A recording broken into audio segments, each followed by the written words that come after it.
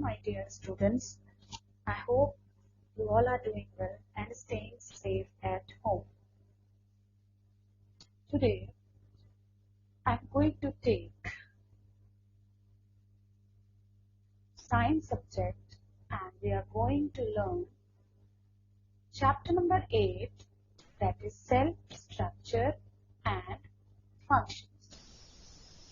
So, structure means how does the cell look like? Yes? And function means what are the different functions or the processes which the cells carry out. So students, in your previous classes, we have already learnt about living and non-living things. Living things can respire, can breathe, can digest, can circulate. Every system is there in living things. They can reproduce, but no such processes is carried out by non-living things. All these vital processes carried out by living things are called life processes. So students,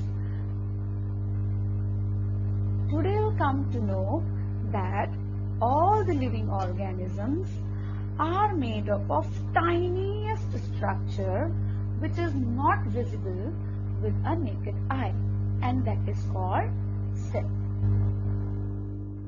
Cell is the structural unit of an organ, and it is also basic unit of an organ. Means different cells combine to form an organ. In fact, different cells combine to form our whole organism. But the cells are not visible with naked eye. Now we will learn about the discovery of the cell. So children, the first cell which was discovered by the scientist named Robert Hooke in 1665. It was a dead cell. It doesn't have any nucleus or cytoplasm, and it was a dead cell. And cell as cannot be seen with naked eyes, we need some magnifying device, and we know that magnifying device is called microscope. Yes, it can magnify small things into larger ones. So Robert would observe a cork, means a bark of a tree. He took the thin slice of cork and observed it under a microscope. So he observed this structure, as you can see here. The tiny compartments, the tiniest compartments were present in the cork, and Robert Hooke thus named them as cell. So the term cell was coined by Robert Hooke. In living organisms, cells were discovered very late because earlier days there was not much improved microscope. So till 150 years, after 150 years, when Robert Hooke discovered the cells, we came to know about living cells, because then different powerful microscopes were invented. So if we compare a cell with a brick wall, you can see here this is a brick wall. This single brick, we can term it as cell if it was living. Here you can see it is an onion peel, the thinnest covering of the onion. Here you can see these are the different cells which are joined together to form the entire layer of the onion. In the brick, as we know that brick is not a living thing, but this is the smallest compartment, smallest particle of which the entire brick wall is made. Similarly, all the living organisms in plants, animals, everything is made up of the tiniest particle, and we name them as cell. Now we will learn about the variety of cell like number, shape and size. So on the basis of number of cells, the organisms are of two types. When organisms are made up of more than one cell, they are called multicellular organisms. Multi means many and cellular means cell. The number of cells being less in number organism does not in any way affect the functioning of the organism. Though if you can say there can be a smaller organism or a larger organism, an organism which has larger number of cell or organism which has smaller number of cell, but each cell would carry the same function. Organisms are made up of billions of cells, but there are many single cell organisms also. The single cell organisms are called unicellular. Now how can we say a single cell organism exists? Because a single cell in single cell animal or unicellular organisms, a single cell carries out all the life processes like digestion, respiration, reproduction. All these functions are carried by this single cell, so they are termed as single celled organism or unicellular organisms. Okay, so here this is amoeba, which is a single organism which is found in water. Paramecium, this is also a single cell organism, and bacteria are also single cell organisms.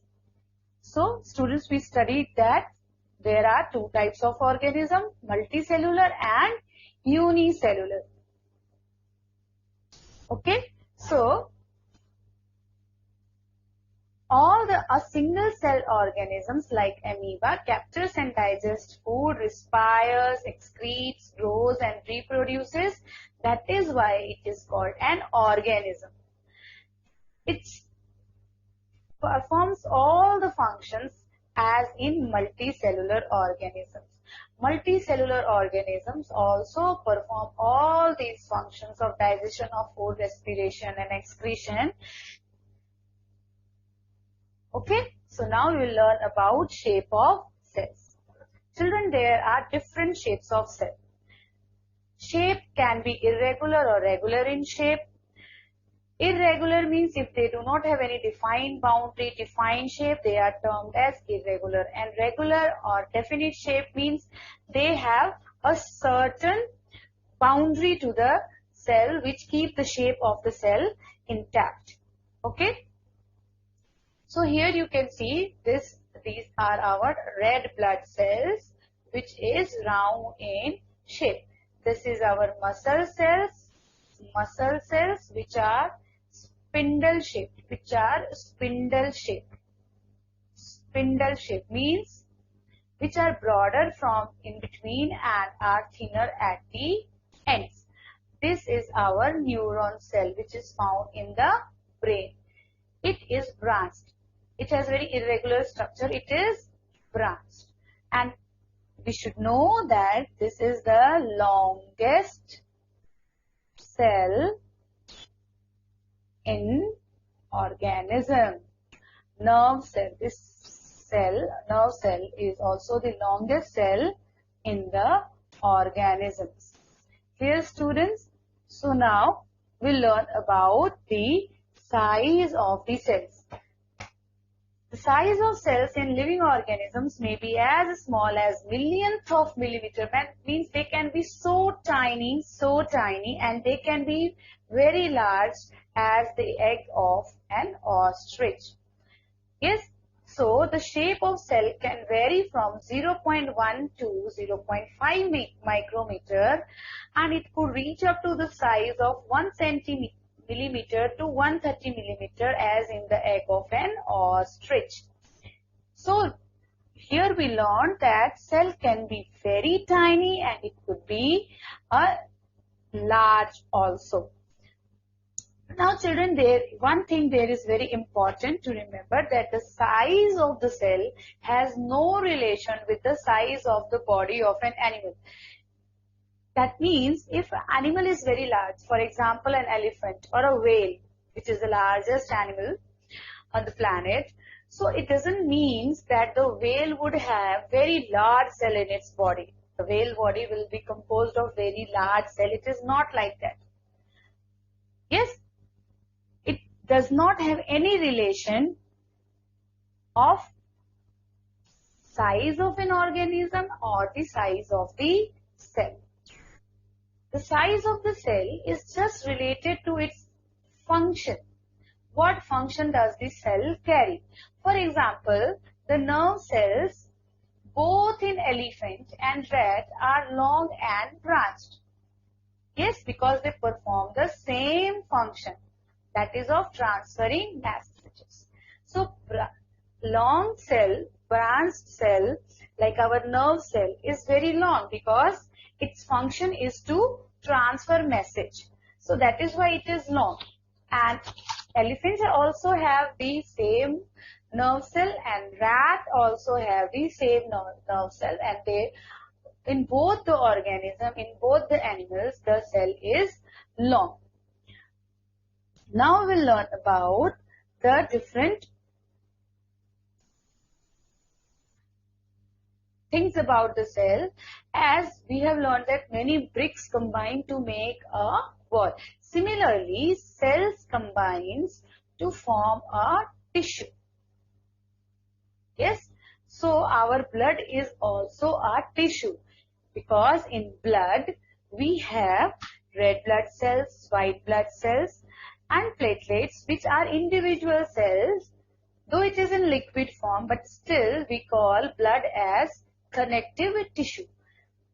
Okay, so different cells combine to form tissues, and the tissues combine to form organs like kidney, lungs, heart. These all are organs. When these organs perform a certain function in the body, for example, our lungs perform the function of breathing, our heart perform the function of heart, and the blood vessels perform the function of circulation of blood. Our kidneys, ureter and urinary bladder, these all different organs combinedly form a single process that is called excretion. So these organs, when they perform a single function, are called organ system. And when these organ systems combinedly perform, then an organism is formed. So we should always remember that cells combine to form tissues, many tissues combine to form organs, and many organs combine to form organ system. And when these organ system work in combination with coordination, they form an organism. Clear, students? Now we will study about the different parts of the cell. So the first part of the cell is the cell membrane. Clear? There are various basic components of the cell which are present in every cell. So the basic components of the cell are cell membrane, cytoplasm and nucleus. If the cell is living, that means it would have at least these many components. These are the basic components. Clear? So the cytoplasm and the nucleus are enclosed within the cell membrane, also called the plasma membrane. Yes, all the components of the cell is enclosed in the plasma membrane, and plasma membrane separates the cell from one another and the cell from the surrounding medium. Yes, it is very important for the cell to exist individually, otherwise they will mix up. Yes, so to separate the cell from one another and from the medium, there is a cell membrane. And students, The cell membrane or the plasma membrane is porous. Porous means it has very small, very tiny holes which allow the movement of selective substances. Here it should be movement of selective substances or materials both inward and outward of the cell. They allow only certain substances to enter the cell and restrict the other substances to enter the cell and vice versa. That is why the cell membrane is also known as semi-permeable membrane. Yes, students, inside the cell membrane, this yellow, as you can see, this is called as cytoplasm. The cytoplasm is the jelly-like substance between the nucleus and the cell membrane. Yes, the cytoplasm is found between the cell membrane and nucleus of the cell. In the plant cell, there is an additional layer outside the plasma membrane or the cell membrane, and it is called cell wall. Cell wall is important in plants, that I will tell you why and in the later section. Now we will learn about the cytoplasm function, the function of the cytoplasm. The cytoplasm provides the nourishment to all the different components of the cell. Okay, those components are called organelles. The organelles such as mitochondria, Golgi bodies and ribosomes, these all have different function in the cell. Mitochondria produces energy in the form of ATP, Golgi bodies help in synthesis of fats, ribosomes help in synthesis of proteins. So these, all the organelles have different functions, and these organelles are present in cytoplasm, and cytoplasm provide nourishment to these organelles. Now the next most important part of the cell is the nucleus. It is the most important component of the living cell. Generally it is spherical in cell. And it is located in the center of the cell, and it is very easily visible in the cell with the help of microscope only.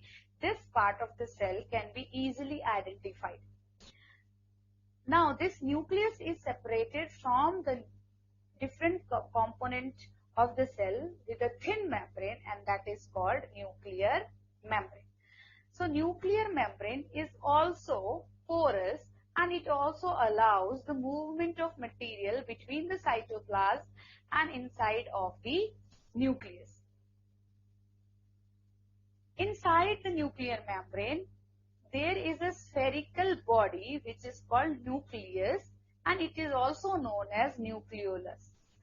In the nucleus or the nucleolus, there is a thread-like structure called chromosomes.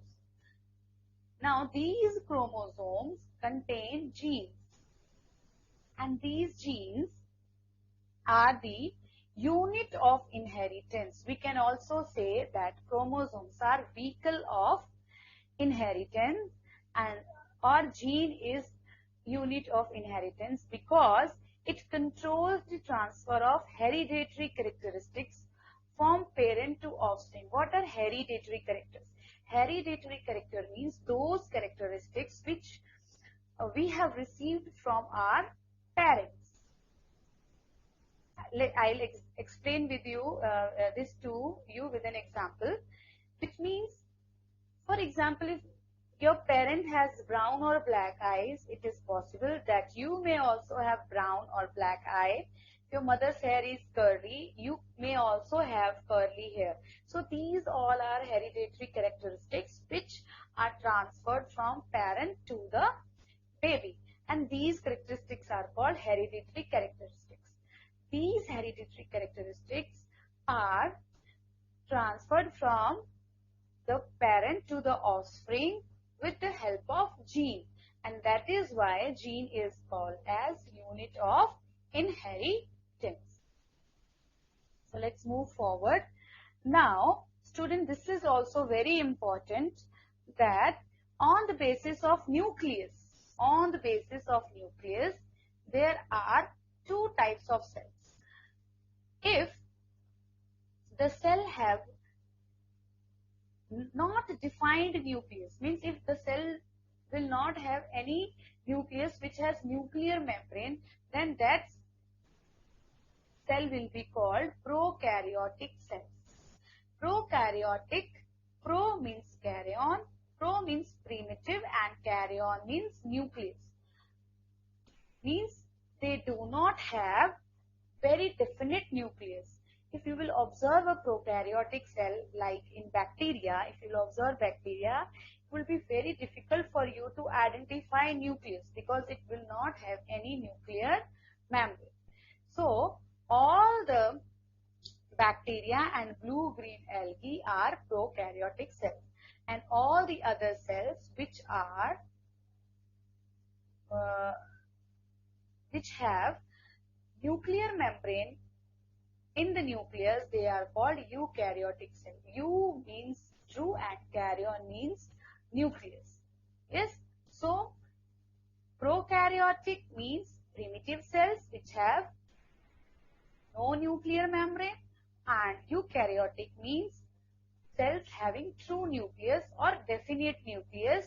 That means the cell will have nucleus which has nuclear membrane, and that is called eukaryotic cell. All the different organisms except bacteria or blue-green algae are eukaryotes. Plant, animals, all these are eukaryotic cells, or these are made up of eukaryotic cells. Now we'll learn about the comparison of plant and animal cell. Yes, students. Now here, this is a plant cell. This is a plant cell. And this is a animal cell. Now let's study the difference between the animal cell and a plant cell. Now you can see here, it is a single layer on the outer side of the cell. This is called cell membrane. But in plant, additional to the cell membrane, there is cell wall. So why do plants have cell wall and animals do not have any cell wall? Because all the plants are stationary. They cannot move, and they need to protect themselves from all the temperature variation, atmospheric moisture variation. So to protect the plant from all these harsh environmental conditions which they have to face, there is a cell wall to protect them. But as animals can protect themselves, they can move, they can protect themselves from these harsh conditions, so they do not have any cell wall. Now, in plant cell, the cell vacuole is very large and is mostly single. But in animal cell, there are vacuoles and they are very small but are many in numbers. The cell vacuole maintains the shape and turgidity of the cell. It contains the cell sap. Cell sap means waste. Waste product of cell is present in the vacuole. Now we'll learn about the nucleus in the plant cell and the animal cell. As you can see, in plant cell, the nucleus is generally not in the center, but it present on the corner or the edges of the cells. And in animal cell, the nucleus is present in the center. Here you can see the cytoplasm in the plant cell is not evenly distributed inside the cell. It is concentrated more towards the sides of the cell. But in animal cell, the cytoplasm is evenly distributed. Now students, we know that plant can prepare their own food with the help of air, water and sunlight. That is called photosynthesis. To carry out photosynthesis, they need chloroplast, which contain plastids. These plastids help the plant to trap sunlight so that they can use the sunlight to make their own food. But animal cells do not need any chlorophyll because they cannot make their own food and are dependent on other plant and animal for their food. So chloroplast is present only in plant cell but not in animal cell. So students, this was the difference between animal cell and the plant cell. I hope this chapter is clear to you now. Thank you for watching. Stay safe.